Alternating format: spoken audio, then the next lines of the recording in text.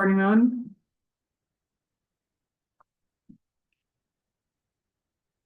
Let one of you fine gentlemen call us to order if you'd like. And call you to order as education subcommittee, right? It's both. Oh. The Venn diagram. 3, 2, 1. I call this meeting to order. We got time. Subcommittee of Ed Services and Policy. Well done, Yeah, gentlemen. there you go. All right. Traveling act. I know we just created a small work group to start working on our policy for human growth and development. This is a policy that out of our review of our current policies, we did not have a human growth and development policy. So we tonight just have the opportunity to review our policy or the Neola policy and the two will model policies and make decisions about what we'd like to bring to the first read at the June policy committee. Just a bit of an overview in reviewing the will model policy 30 and the Neola policy template. Those two pretty much go hand in hand by my review. There was not really too much different about those two. Neola offers option 1 and option 2. The school board does have the option to either direct that students not receive instruction in human growth and development, or that they do receive instruction in human growth and development. The will policy just outlines what it will be. So the board has that decision to make. Model policy 31 from will outlines the essentially the state law around what the advisory committee needs to look like. This is very closely aligned to the state law around the advisory committee.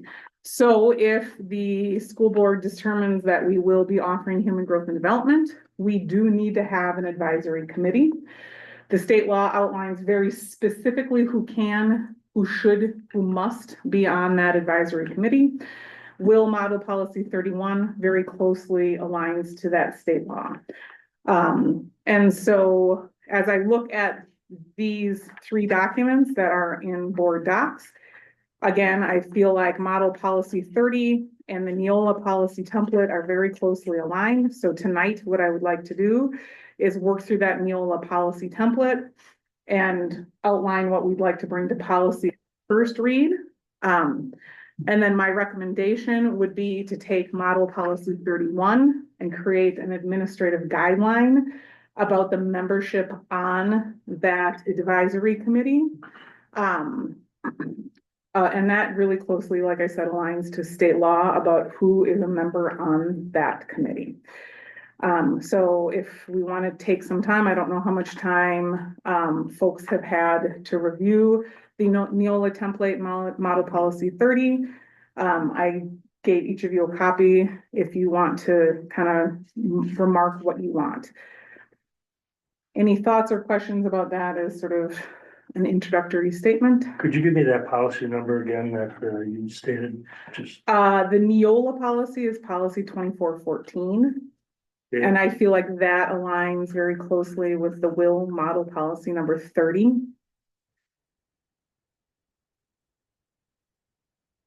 And then model policy 31, I would suggest that we would create as an administrative guideline for essentially the makeup of the advisory committee.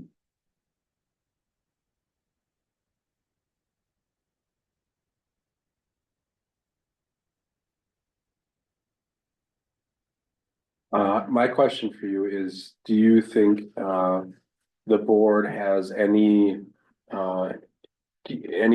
thoughts or indication of just saying we won't teach this? Because if that's the case, the board should have some discussion and weigh in on that. Because if they say we won't, right, we have a very short policy. That is basically the first part of that Neola policy, and then the selection of that option. I don't know if it's one or two. It's one. That's Number one, right?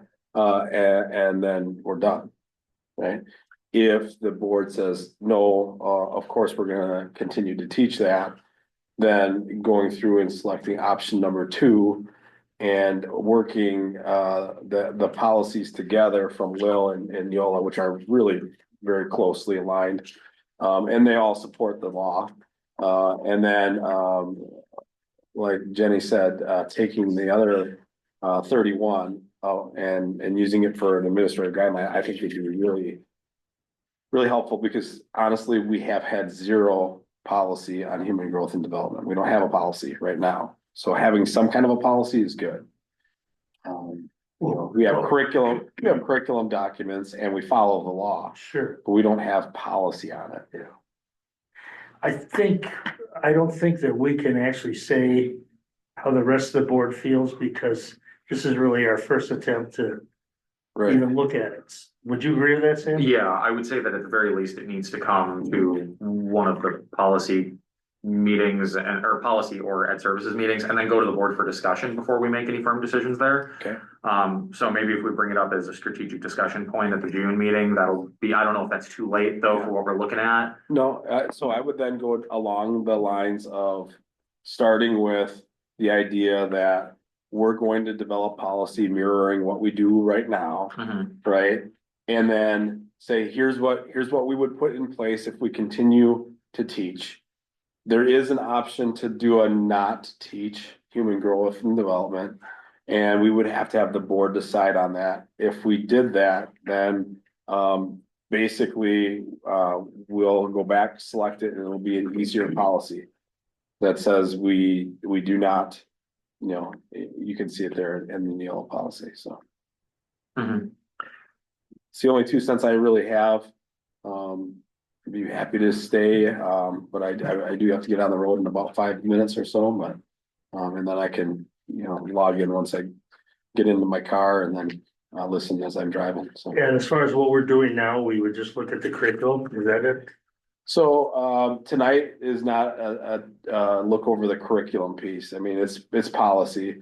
But I would suggest, if you're interested in understanding more what we teach and what we're doing within the human growth and development to align with that, then that's something that I guess you and Jenny could put on ed services agenda. And then, we could certainly have Jenny and or her team give a report on what that would look like, right? Because if we're gonna write policy for what we're doing now, we really have to see that, right? I mean, isn't that the best way to do it? Not necessarily, because the policy itself is going to be pretty much aligned and conform to the law, right? There's not a lot of in policy about what we would teach, right? Okay, so What we- you're saying what- we follow the law now, and that, okay, I get Right. that, gotcha. But we wanna have, a policy in place that pretty much says we follow the law, and here's the pieces within that, right, that Okay. we're comfortable with.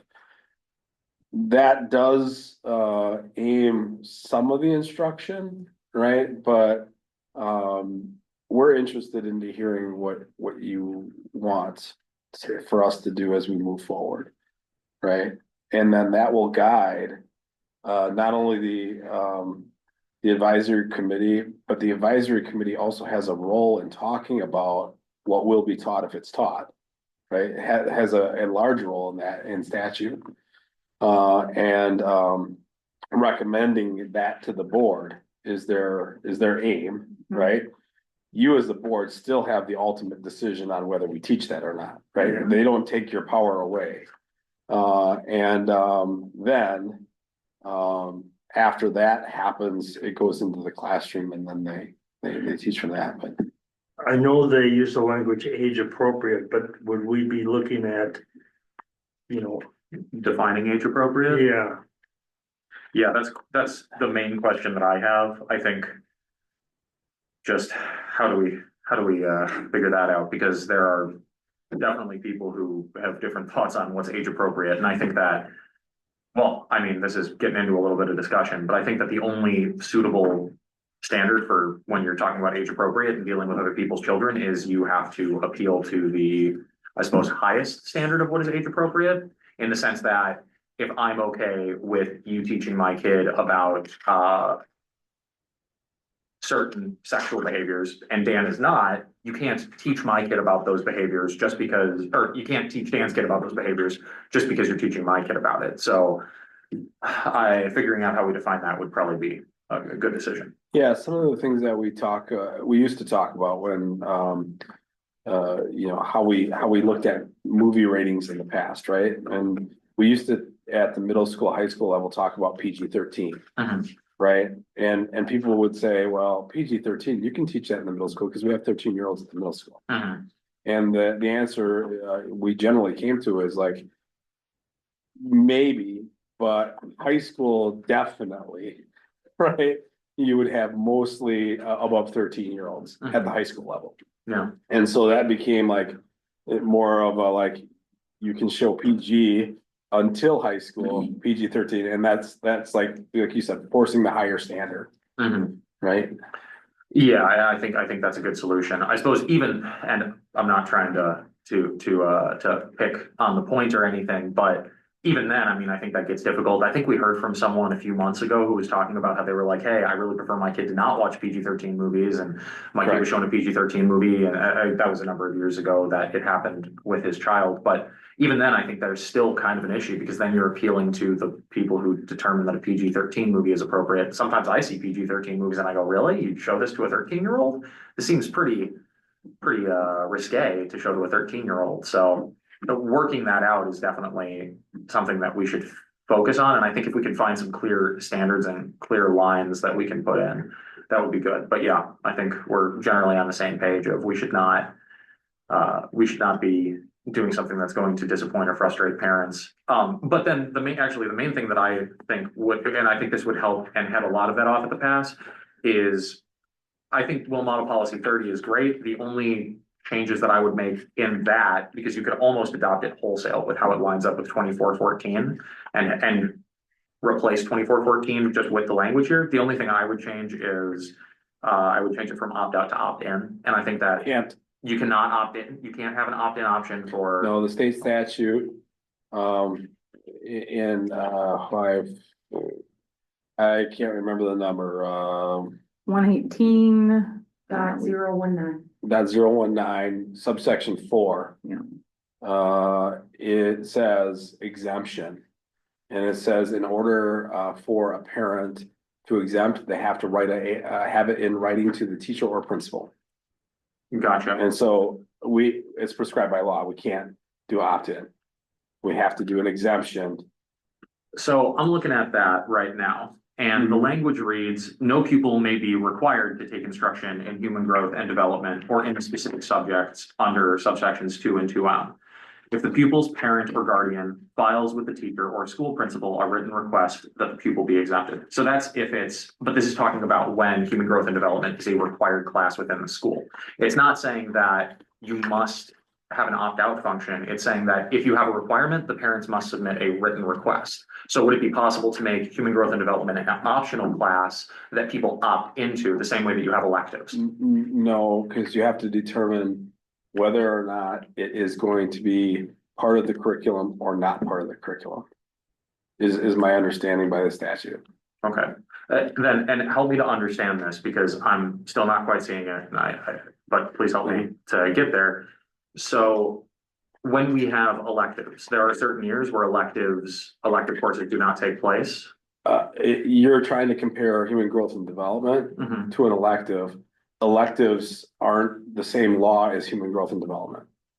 So I don't want you to draw a false, distinguishing between the two, right? Human growth and development has its own statute, right? And it has its own statute for a reason. Right, and in that statute, it outlines things like, how the curriculum is chosen, everything else, right? And that curriculum then has an advisory committee. That advisory committee brings the recommendation to the board, so on, right? And so in its own statute is where it's different than all other electives. Okay, Okay, I understand that. because it becomes either part of the standard curriculum or not within a community. So where does it say that if you provide human growth and development instruction, that it be a required class? I don't understand. That's where I'm confused. So I think that it's not a required class, Sam, and this is just me spitballing, but because human growth and development would not cover a whole elective cycle, right? No, So they no, fit it's like it 2 days of in, instruction. they fit it into other classes that, Gotcha. especially in the elementary and middle school level, Mhm. those are just fit into like the day-to-day operations of the Yes. class. Like today, instead of doing reading, we're gonna practice, Mhm. or We're gonna talk about body self-care, yeah, or something because like that's that, what we yeah. talk about at 4th grade level, Yeah. right? Sure.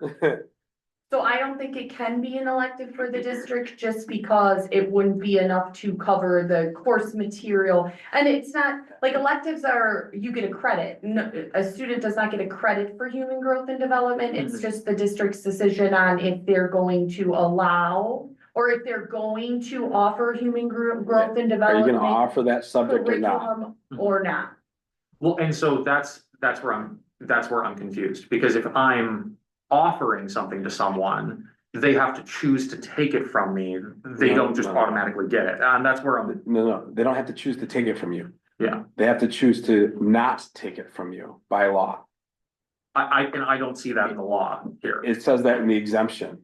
So this is, so yeah, number 4. So if exemption for if individual you pupils. offer it, you're offering it as part of the standard curriculum at the school district. Part of the standard curriculum of human growth and Well, development. it It's under would be its own part, section, it would be or- part of the health curriculum, Okay, gotcha. right? So as part of the health curriculum, if you choose to offer it, Mhm. right, it will be offered as part of the K-12 health curriculum, right? If you Mhm. choose not to offer it, it will not be part of the K-12 health curriculum and nobody will get it. If you offer it, Mhm. everybody gets it unless a parent wants to in writing exempt. And my understanding is the statute does state that there needs to be notice to the parents, so it's There is, not like the and- child's gonna come home and be like, oh, we learned about, you know. No, Well, that's interesting, No. because that's exactly what happened to me in 8th grade in this school district. Oh, okay, Mhm. Yeah, this is exactly what happened to me.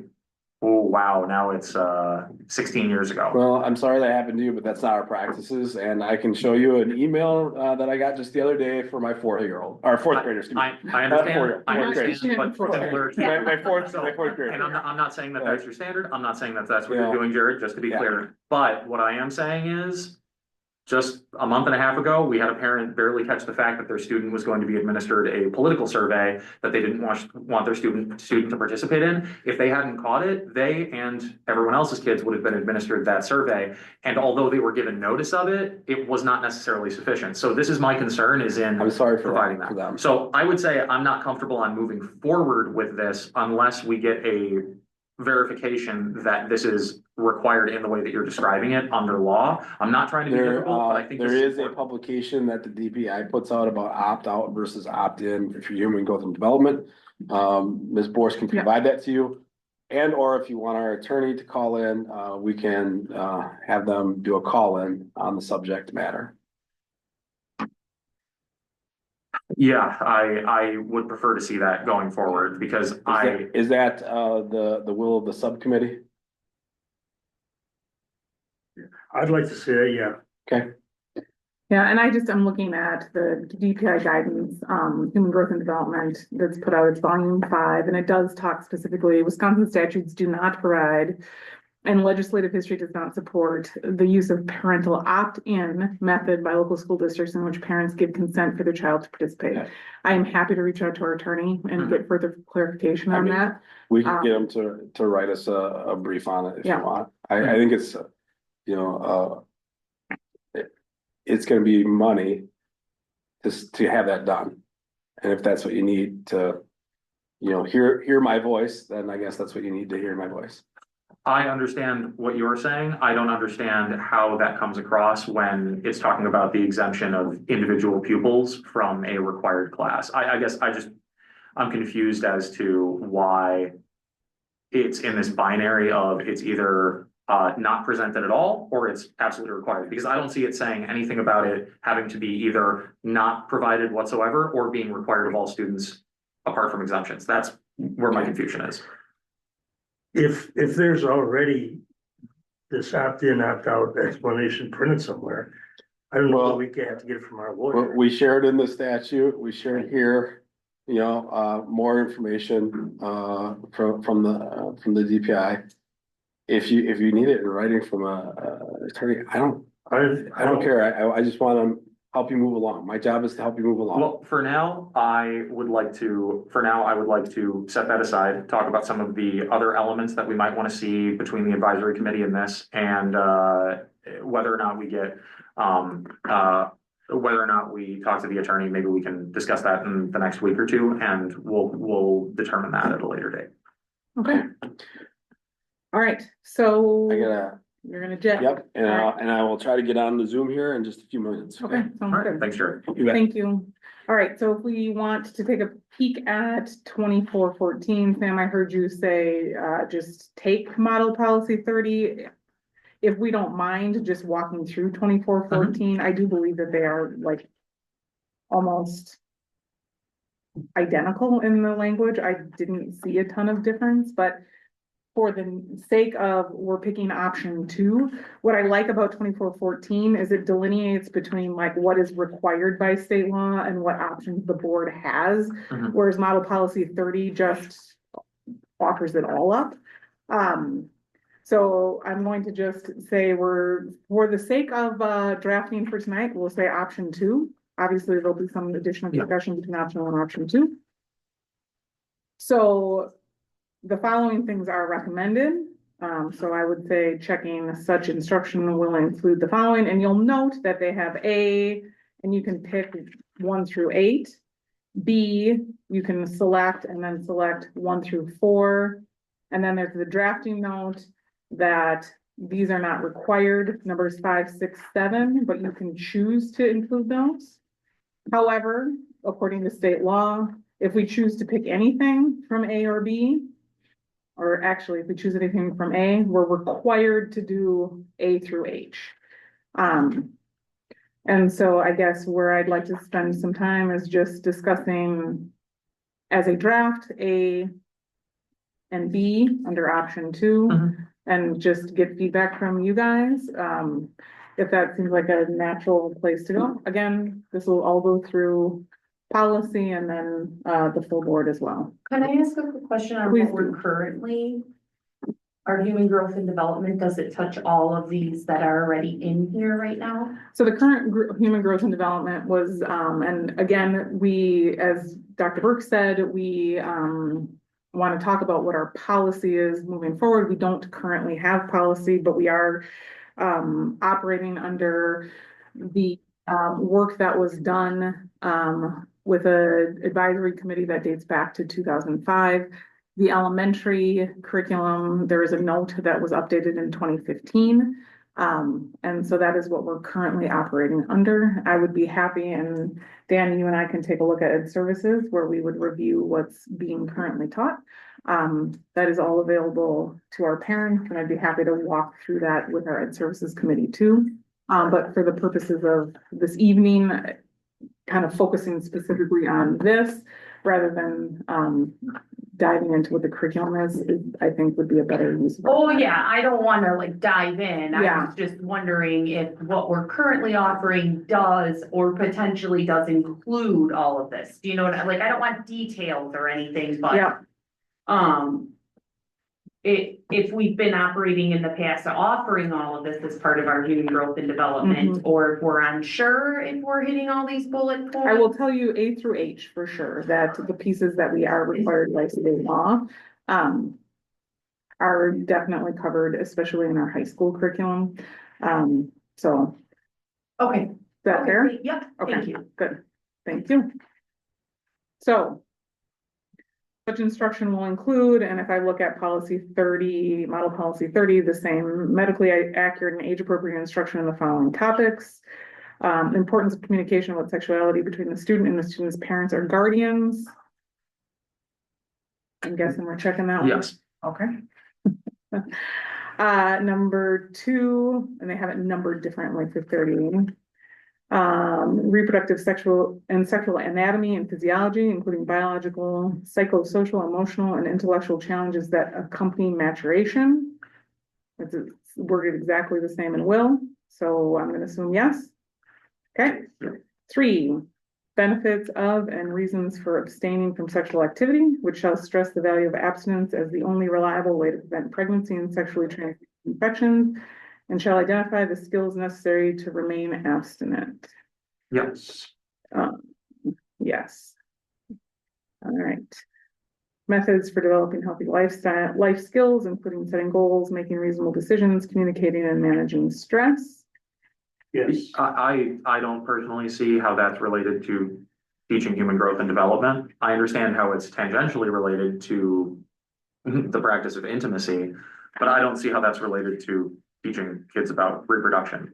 Well, when I look at that, I think that this is the appropriate place to teach about bullying, how to combat, bullying, self-image.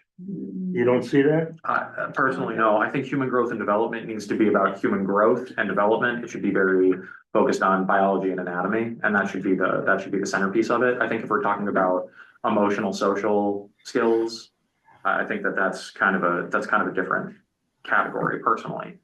I feel like there is a possibility, Sam, that might be part of state statute, that bullet point, as I briefly recall like going over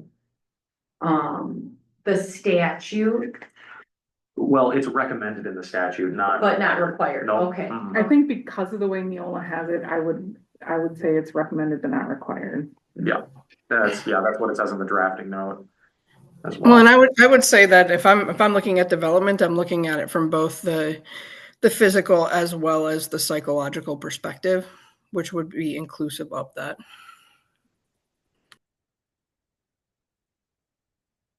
I think there are other classes that can address those things. I don't think that it's directly related to the reproductive discussion about human growth and development. If we're talking about, the human life as a whole, I mean, are we at that point we're teaching what in a sociology class, an anthropology class? I mean, that gets pretty wide, that discussion of healthy life skills, setting goals, making responsible decisions. That's like a leadership class, I think. I guess I'm looking at a middle school curriculum. Mhm. Where would you put that? There are leadership classes at most middle schools. I work with a number of middle schoolers in my line of work, and a number of them are actually in these leadership classes where they talk about making good decisions, setting life goals, making responsible decisions, managing stress, things like that. So I think that there's a number of other classes where those sorts of discussions happen, and I think that we should just keep the focus of a human growth and development class, which is typically centered around the concept of reproduction and the anatomy that goes along with that and the growth of human beings as they are born, go through puberty and mature into adults. I don't know that the psychological element is all that relevant. I know. Well, I would say that in here it also talks about drug use and things like that, things that can affect the body. And so I don't perceive human growth and development, and again, different perspectives, as being holistic of just that part of the process. I think it's the consideration is as someone grows, matures, and develops, what does that look like? And I think I'd be curious to know, and this is a conversation for another day, Jenny, to your point, maybe Ed Services, to talk about how is that currently taught? Because we're seeing a bullet point around that, and around the point, Sam, that you're making about what you perceive to be leadership focus, so healthy life skills, goal setting, responsible decisions, to see how that is actually brought to life in a classroom environment. I have a question. Mhm. So if a parent chooses to opt out of this, and that means that they're opting out of everything that we designate as human growth and development. And if they opt out of that, where else are they going to get their methods for developing healthy skills? Shouldn't this be in a general, non-controversial category? I think there is actually a stipulation in the statute that states if you remove them from human growth and development as a whole, there are still certain bullet points that have to be hit, even if you opt your child out. Like if you look at the will policy, at the bottom, it says that if the parent opts the child out, they still are required to have instruction on hygiene, sanitation, the effects of controlled substances and alcohol on the human system, symptoms of disease, and the proper care of the body. Okay, that answers And my on question. knowledge of effective means to recognize, avoid, prevent, and halt physically or psychologically intrusive or abusive situations which may be harmful to students, including child abuse, sexual abuse, and child enticement, unless exempted. That makes more sense. Thank you. And there are some materials that the district accepts that are alternatives to, you know, to the classroom, so. Like, Focus on the Family has a program that you could, send for and use that as a replacement for this, Okay. so. I suppose my view is human growth and development is the name that we give it, but it is a class about puberty and reproduction. And if the item doesn't relate to puberty and reproduction, I think that that should really be in its own category. And I generally see that in this district and in other districts. I certainly do not see a lack of information being provided to students outside of human growth and development class regarding healthy life skills, setting goals, responsible decisions, communicating, managing stress. I think that those are provided in many other areas. There are many other resources for children in our district on that front. I agree, just going through K-12 education would give them some of those Yeah. skills. So And if we want to talk about providing those things in other areas, certainly I have no problem with it. I just think that we should keep this sort of policy and this sort of curriculum focused. So number 4, should I check or not check? And again, this is for discussion of policy, so we don't, it's not like we're making the final decision here. Put a question mark by it, how's that? I'll see if Lynn can do that. She works a lot of miracles. Okay, Okay. Number 5, how alcohol and drug use affect responsible decision-making, which is somewhat related to number 4. And I think that it's great to give students resources and help them understand the concerns that come along with doing drugs and drinking. But I don't think it's related to human growth and development. I think that that's a life skills question. I would say 5 doesn't really have its place in a puberty and reproduction class. do we have a life skills unit in any of the, I would certainly say there are pieces of life skills being taught throughout. I know, like, for example, like some of the like executive functioning skills and whatnot are taught throughout. So, I know there are pieces. Should I put a question mark next to number 5 as well? For a point of discussion at policy? yes, Okay. Impact of media and one's peers on thoughts, feelings, and behaviors related to sexuality.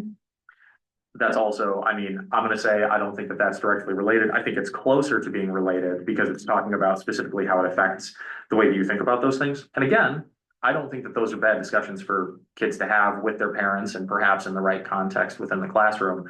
I just don't know that it really has anything to do substantially with reproduction and puberty. It's only tangentially related. Okay. Question So mark. if you want a question mark, Dan, that's fine by me. yeah, I do. Okay. You know, it would be nice if Craig were here because, you know, his wife teaches at the middle school and we could, you know, Mhm.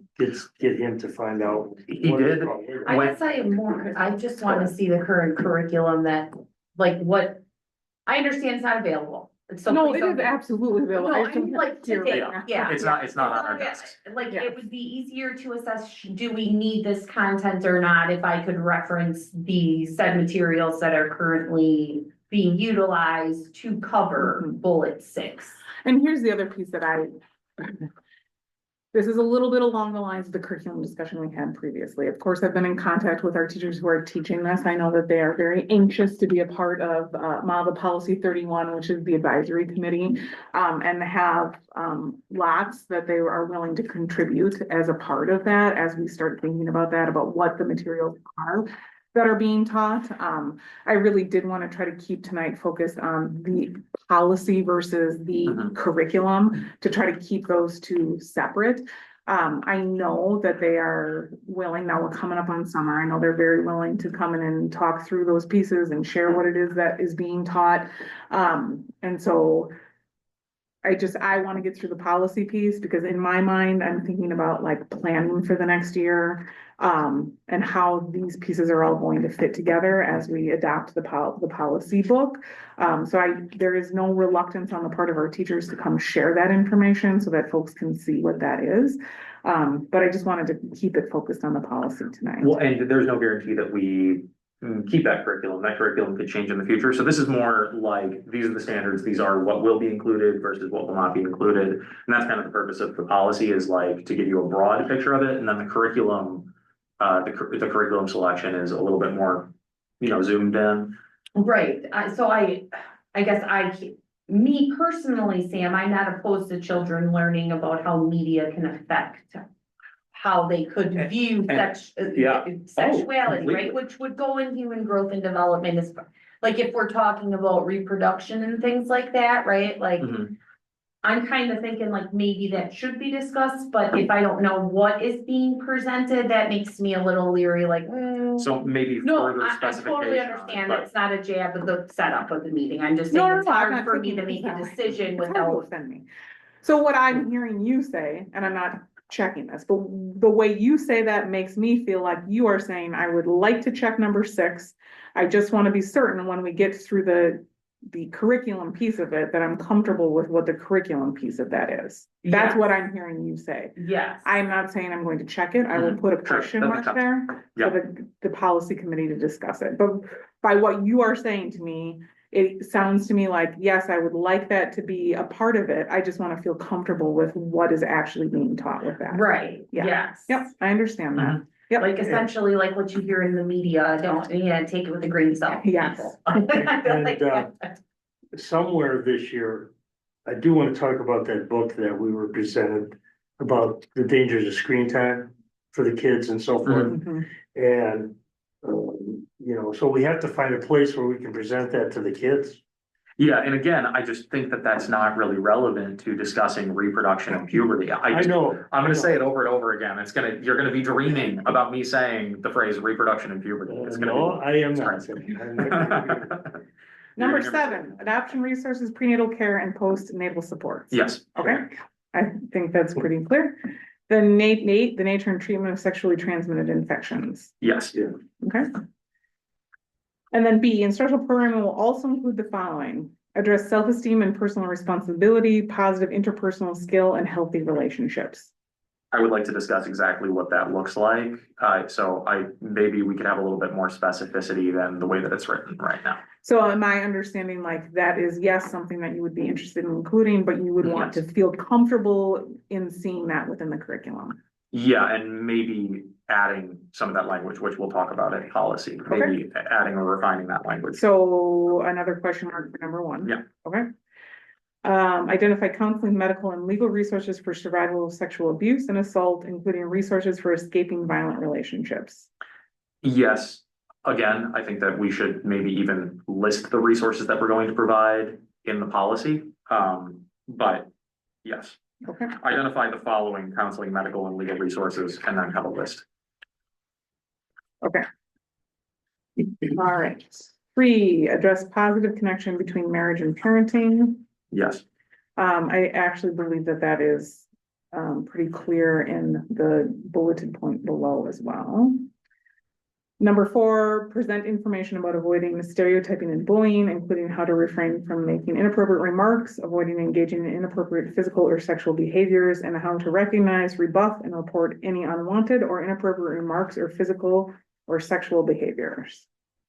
So what does the word stereotyping mean in this subsection? You're not the one who wrote I was it. gonna So say, I'm probably. I'm just a little, confused about that. I mean, that confuses me. Stereotyping and bullying, not that bullying isn't bad, not that we shouldn't teach those kids about it. It's just, again, if the purpose of the class is to teach kids about the nature of growth, how we go through puberty, and the purposes of our bodies in reproducing, I don't understand what stereotyping and bullying have to do with it. So I would say, yes, question mark on those 2 items and how they fit in there and whether or not we keep those in or they're better suited for other classes.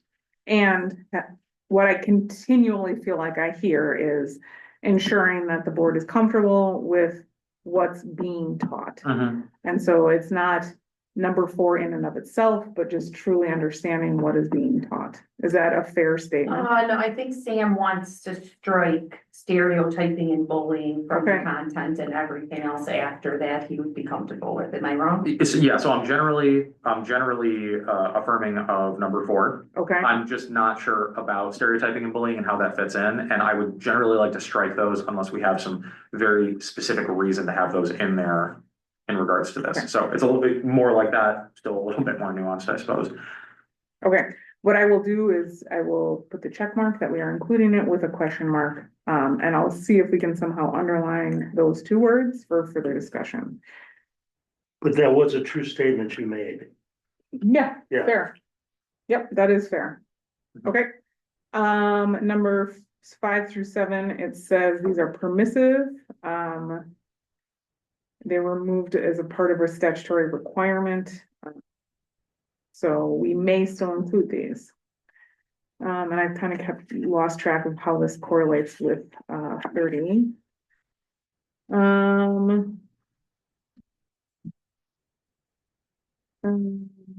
Okay, I guess that maybe isn't updated as closely. I wonder if is there a copyright on these well ones? No, Okay, there's no copyright. because this one looks like it's been updated in 2022, so perhaps that wasn't updated as recently. Okay, puberty, pregnancy, parenting, body image, and gender stereotypes. Permissive areas of instruction, but we're allowed to discuss them. Yeah, I would strike body image and gender stereotypes from the end of that. I think the rest are fine, although the only concern I have there is that those first 3 items are kind of contained in the earlier ones we went through. So consensus to keep number 5, but strike the last 2. I personally think that body image does need to be discussed, especially with young girls constantly on the internet watching filtered individuals. I think that would go along with human growth and development to understand, like, hey, like what you see online, that's not real, guys. I suppose, yeah. I mean, again, I think that we get a better idea of it when we have the curriculum alongside the policy. My concern is that obviously body image is a pretty wide discussion. Body image can be a discussion about gender stereotypes. It can be about how not everyone has this body part, even if they are this, so that's where I think, I don't know that body image is more like almost philosophical or psychological, and is not quite so much anatomical. So It's about your perception. I don't mean to interrupt, Yeah. but I rudely interrupted. I Please do. apologize. No, I. A reminder that at the end of the day, the board also has the right to approve the curriculum. Yeah, And so if there is something, even if we approve something here, that the board will approve the curriculum. So the committee brings forth a recommendation and the board approves the curriculum. And so if there's something within that the board is not comfortable with at that point, then there can be a discussion about specifically that.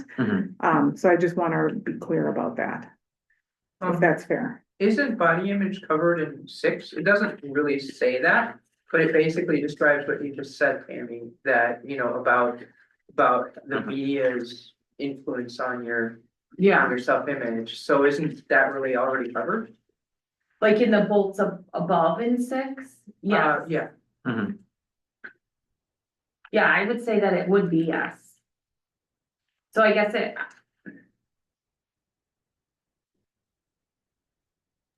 To me, one is more related to specifically in 6, it says specifically to sexuality, where I feel like body images is a little bit more inclusive of, how one feels about their anatomical appearance. yeah, and the ambiguity of that is why I think it would be best to leave the discussion of body image to other areas. I understand what you're saying about the effect of media and stereotypes in that sense on how people feel about themselves. I just don't know that it's clear enough. So let's say check 5, these 2 need further discussion at policy, body image needs further discussion at policy.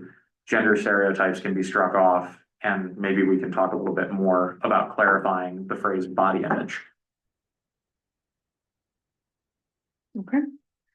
Number 6, health benefits, side effects, and proper use of contraceptives and barrier methods approved by the Federal Food and Drug Administration to prevent pregnancy, and barrier methods approved by the Food and Drug to prevent sexually transmitted infections. Yeah. Okay. 7, the skills needed to make responsible decisions about sexuality and the sexual behavior throughout the student's life. Yeah, Okay. I think that it needs to be discussed, but I think generally speaking, something like that has an appropriate place for discussion in there. I think that's pretty relevant to discussing puberty and becoming a sexually mature adult. Okay. I think when we get to see, you know, the grade level age appropriateness of the curriculum will be helpful. I suppose I just want to help you guys with saving time when you're looking at curriculums, because if you have a clearer idea of what the rubric is there, then it's going to be easier to be like, oh, okay, well, this rubric fits, this That one makes doesn't. sense, yeah. So this is kind of like I said, it's like the big picture, kind of heads things off the past, saves a little bit more time in the future. Last thing you want is to have like a curriculum, make it all the way to the end of the process, and then have the board go like, well, wait, what? And then you have to push it back to the beginning. We don't like doing that, right? That's not a fun situation to be in. Yeah. All right, the next ones are all required by state law Mhm. if we are teaching it, so there's not much discussion there. Just wanted to take a peek at that. This is where it talks about the Citizens Committee. And it says in accordance with Board Policy 9140, the Citizens Advisory Committees, and then the state statute. I will say, I looked at Board Policy 9140. It is not specifically, I mean, I will check that, but Board Policy 9140 does not specifically outline the makeup of that Citizens Advisory Committee so much as Model Policy 31 does. And so I would not mind here saying, and AG, and I'm gonna make this up and Lynn's gonna fix it for me later. I'm gonna call it AG 2414. That's usually how that works. So Administrative Guideline 2414. In which case I will adopt this Model Policy 31 that talks through the advisory committee. I want to take a closer look at Model Policy 31 though. I just want to make it through this first. And just to be clear, that its Citizens Advisory Committee must have staff, parents, healthcare professionals, members of clergy, and other residents of the district. It's very clear that no one group can take up more than 1/5, except parents can have more than 1/5. And the school district can have no more than 1/4 of the makeup of that group. So that really starts to increase the size of that group very rapidly. So I was starting to map that out. If I include myself, a high school teacher, a middle school teacher, an elementary teacher, and our school nurse, we're already at 5 district employees. Any member of the school board would be a 6th. And so then you multiply that out, you're already gonna have 24 people on that committee. So it's not a small group of people. And so I just want to give people a sort of a sense of that size. I don't know whether or not a school board member is going to feel like they want to be on that, but that does count towards members of the staff. Right, and Will's model policy does say that, no more than 1/4 of the committee may be made up of employees of the school district or their spouses or members of the school board or their spouses. Yes, so spouses are included. Too. Yes. So if any of your spouses want to get on that, that starts making it even bigger. So we just have to keep that in mind. We don't have to outline that tonight.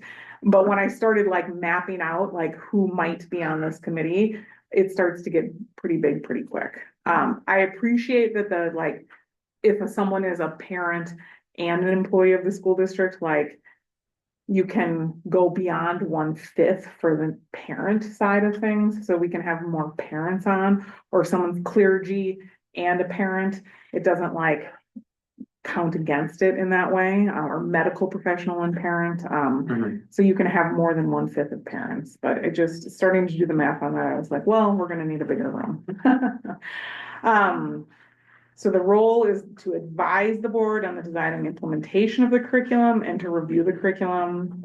So then, the board authorizes or does not authorize the committee to submit a recommendation on separating students on the basis of gender when appropriate. I would advise that we would authorize this committee to submit a recommendation on that.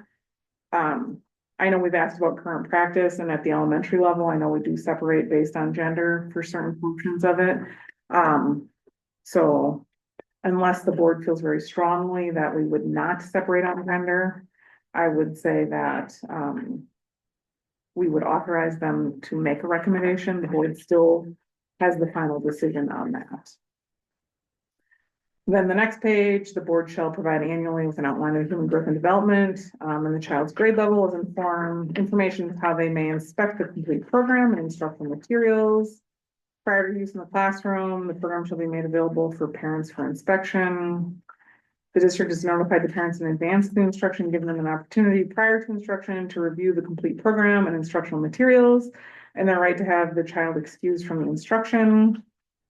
It shall state if they're excused, they shall still receive instruction unless exempted under specific state statutes. So that is that. So I'll work with Lynn to get that updated for that June policy meeting. And then if we look at model policy 31, which I would argue should be administrative guideline 2414. So can I ask you? Yes.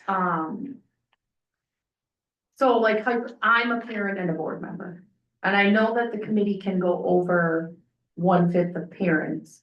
But because I'm a parent and a board member, that would automatically increase the side of the school district, correct? I It's not believe like so. I am, You can choose like, to show up. as a yeah, like, parent. forget it, I'm not a board member tonight, I'm a No. parent, Tammy. I think you would count towards that. Okay, Yeah. The only question I have, the only comment that I have about that, I should say, is that it's a little bit ambiguous from the composition of the sentence, is when it says, oh, where was it? When it says that, it says no more than 1/4 of the committee may be made up of employees of the school district or their spouses, or members of the school board or their spouses. And I can't tell if that's saying all of those together, or if each of those cannot make up more than, you know what I'm saying? I ran that through in my mind too. Yeah. And I read it as sort of anyone who is sort of employed by the school district can't make up more than 1/4, but I know what you're saying. I read it that same way. Like, can employees of the school district make up 1/4 and the school board make up 1/4? I read it as in total, Yeah. employees of the school district and school board members can't make up more than 1/4. And that's how I read it initially too, but Yeah. it is a little ambiguous, Yeah. so. Could board members attend the meetings without being on the committee? I believe that they are, need to be noticed and would be open to the public. So yes, In that case, I think that makes sense. Yeah, But I would assume it would be run like this, where if you're not on the committee, then you would be there to listen Mhm. rather than contribute. Yeah. Would be how I would assume how that would work. Yeah. Okay, like any other committee meeting. yeah, makes sense. like any other committee. meeting. now would their recommendation go to a committee or to the full board? So in my mind, we would work it the way we talked through the curriculum piece, which is we'd first bring it to that curriculum review committee, we'd then bring it to ed services, we'd then bring it to the full board. Is how I would work it in my mind. Now, I will say, like, we are currently teaching human growth and development. We have a current curriculum. I cannot envision a way that over the summer, we're gonna get through all of this. And on September 1, we're going to have a newly approved human growth and development curriculum. And so I feel like we need a year where we're going to, in my mind, and this is the board's decision, in some way continue with the status quo of what we've done, where we always offer people opt out, where we always provide the curriculum for them while we are working, while we are working through this process, and then it would be the 26-27 school year where any changes would be implemented. Cause I can't imagine a world in which we would make it all the way through. If we can get all 24 people on board by next week, We can get it done. I am gone for a week though, Oh, so darn. I would say that if you can get access to the current curriculum, to the board members now, so that we can at least look at it, that would be a really good start. The more lead time we have, I think the less stressful all of that gets. I agree with that. Charity did put in the comments, state statute uses or instead of and, maybe worth considering state statute language for administrative guidelines. So, And that's as it relates to, it says no more than 1/4 of the members of the committee may be made of employees of the school district or their spouses or members of the school board or their spouses. so do you read that, Charity, that the way we were talking about it, where it's like 1/4 is board and Collectively with board employees, spouses, everybody makes up no more than 25% given the or. okay. Okay, that's, I think, how I read it too. Okay. So let me make a note. and how would we choose those people? So there is, DPI does provide some like guidance and letters. The idea is like, you're looking for folks who are, interested in the topic, willing to, willing to engage in conversation and reach Okay. compromise. So they have some sample letters that I can send out to people. Sam, you were gonna say something. I was just gonna clarify, because the only question I had left, I was Oh, go gonna ahead. say the exact same thing, but I might have meant something different. What's the mechanism by which the ultimate committee, the final committee is chosen? Because it specifies that we send out applications. I might just be missing a line in here. I might just be glazing over a line, but it doesn't specifically say like the board will then, Approve the committee. yeah. Interested individuals can request to be considered for the committee through the application form by the date set by the school board. But it doesn't, I guess it doesn't necessarily lay that out, but it might be later on, and I just didn't pick up on it. Well, So I just want to make sure we have a clear, like, the board is gonna, like, there's gonna be a day when the board votes and decides who is on that committee, I would think is the way that we do that. but you remember we were asked to provide names of several people who would be on that, you know, that committee when we met earlier. We might do something like that. Sure, yeah, that makes sense.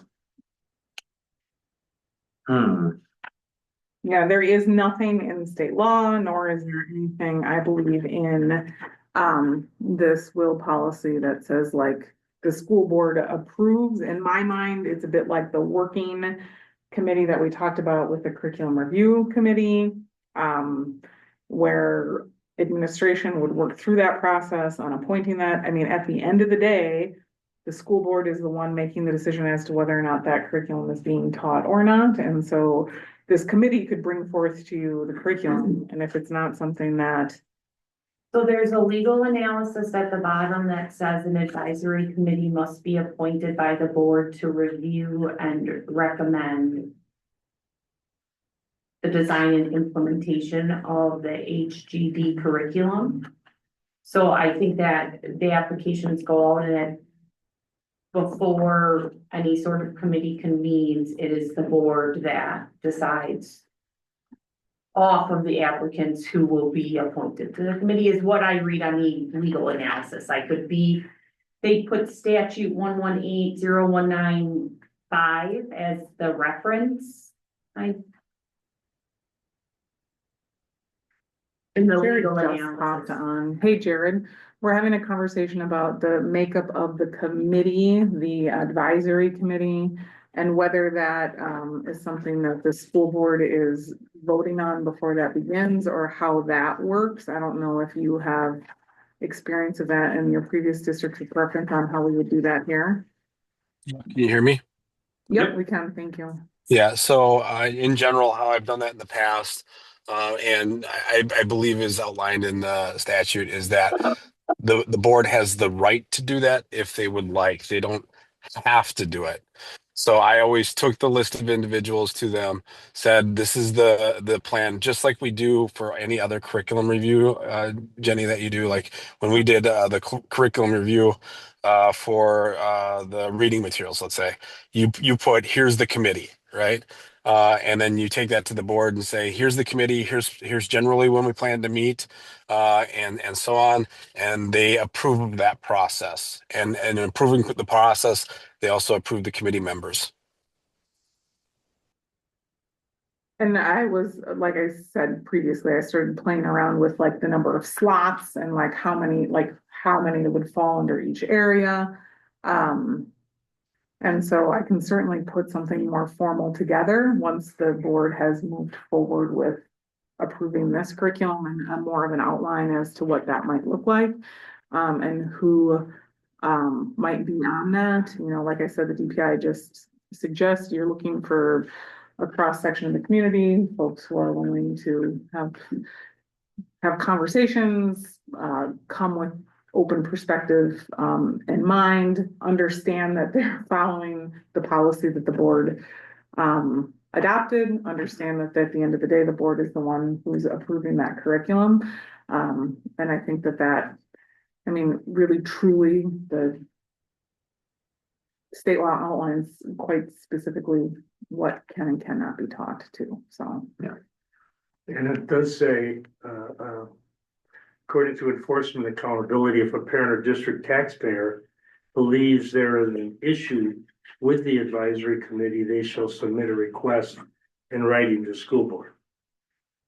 So a taxpayer or a parent could say, I have a question about this person.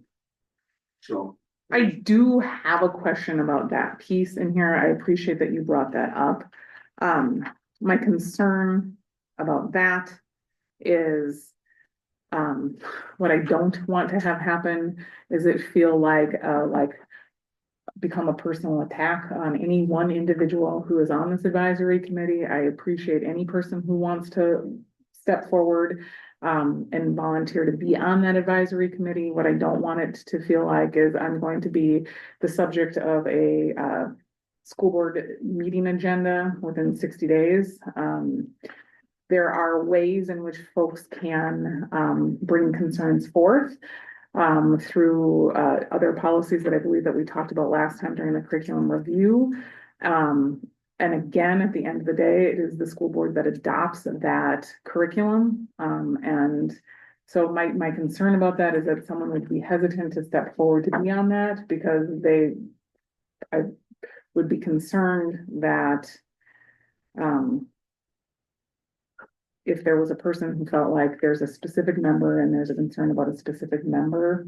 Now, certainly if there's a concern about a specific member, like I don't want someone to feel like they can't bring that forth to Jared can bring that forth to board leadership, but the school board must include the concern on a school board meeting within 60 days of the letter being received. That's I read that and I was sort of like. I think that the way that gets structured is like what we had happen recently, where it becomes well, actually, I don't know if that would apply because it's not an employee. It becomes an item where we discuss the composition of that committee as a whole. And I do think that we need to leave the ability to select the composition of that committee within the boundaries of this policy.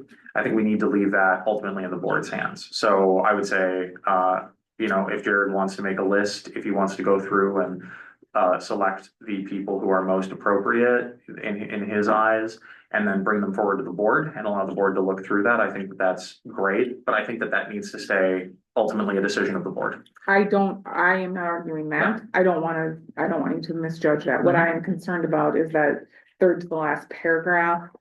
There's an issue with the advisory committee to request writing to the school board, explain what the concern is, and include any applicable state laws or regulations.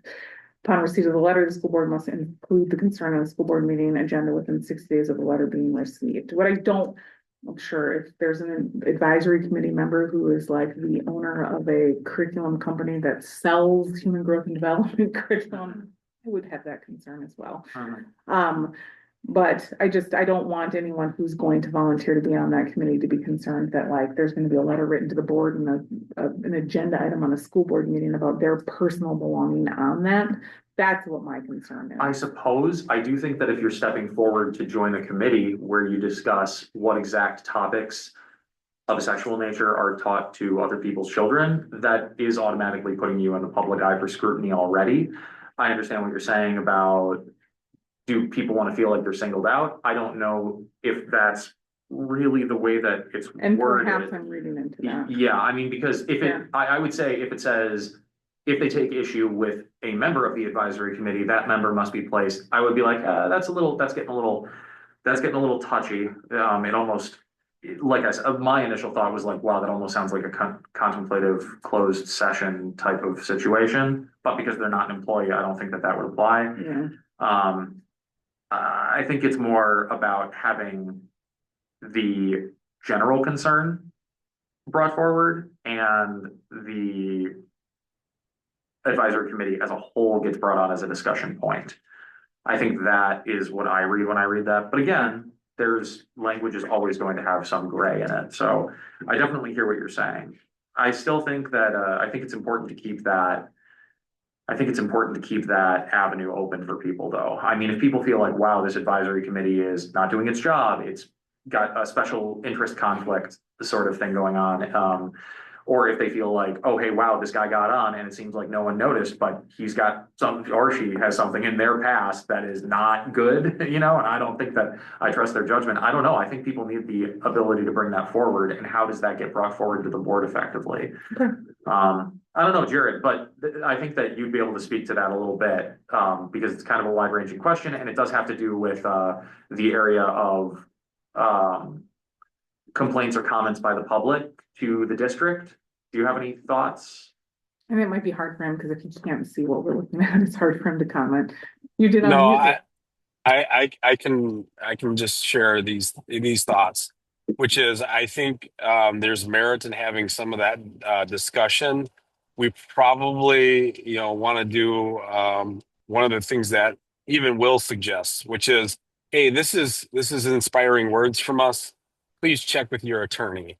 And so I think maybe Sam and I working with Renee, who does all of our policy work or most of our policy work along with us, to say, hey, what if we wanted to have some kind of a process by which the public could say, I'm worried about the makeup of that committee. How would we best outline that in policy and give them the ability to share with us that information? Because I think there might be some wording. I too was a little questioning like how it's worded in Will, but I don't disagree with the idea. I will work with the AG on that and we can have further discussion at the first read policy. Yeah, that sounds good. All right. And if she is there, then maybe we can talk to her about the opt-in, opt-out distinction as well. Okay. She'll be coming. Okay. Yeah. Oh, sorry, you broke out a little bit there, Jared. With an opinion on that. Sorry, I didn't quite hear Oh, you. I'm sorry. There it goes again, man. I Sorry. already texted Renee to see if she could help us. Okay. I was just gonna say, sounds great, Jared. Yeah, thank you. I already texted Renee. Sorry, I told you guys it might be spotty. I already texted Renee and on opt out versus opt in, and is there any way at all within the statute that we could opt in? Okay, gotcha. Thank you, Jared. I appreciate that. Okay.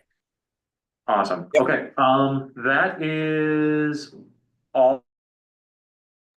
Looking at this for now. What do you have? That is all I have. Okay, one other tiny point, and this might not be the place to put it, at the beginning of model policy 30, the first line says the school board shall determine on a yearly basis whether students will receive instruction in human growth and development.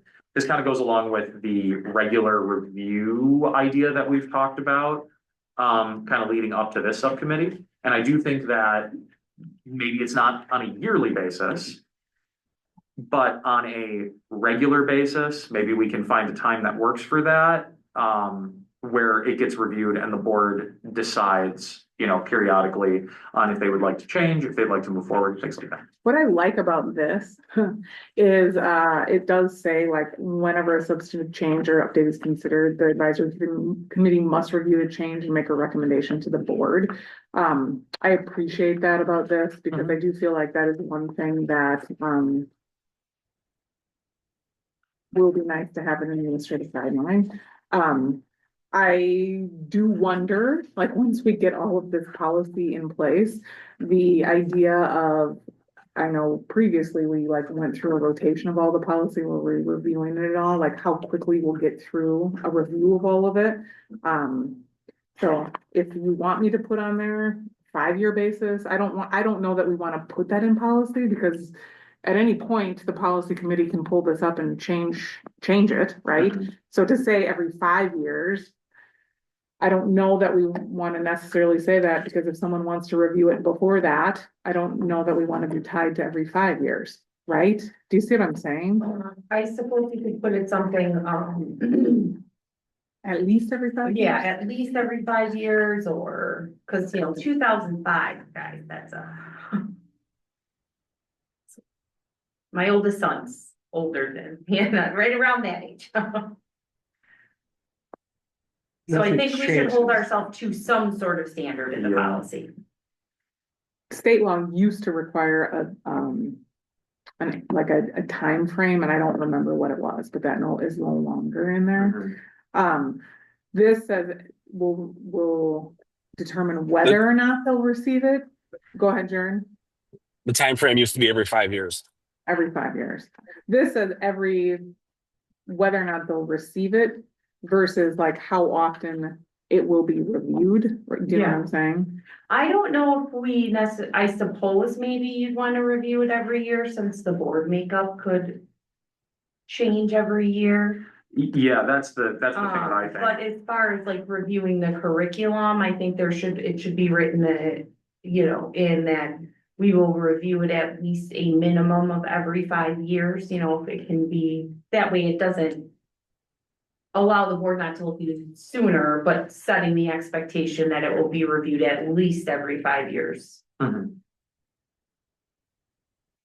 But if the board makeup changes and they want to move away from human growth and development for whatever reason, I'm not saying I'm in support of that, I'm just saying that if that was the case, do we really want a new board to have to follow the old policy?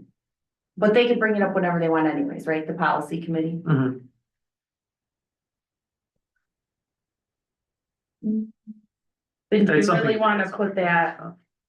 Yeah, do you really want to put a specific hard time on there? It's something to consider. I like the idea of adding the language. The school board shall determine on a basis, on a regular basis, on a periodic basis, whether students will receive instruction in human growth and development. So whatever that specific time period is that we would select, but having that language in there would be good, just so we have the kind of standard that the board sticks to, where they don't just set it and forget it.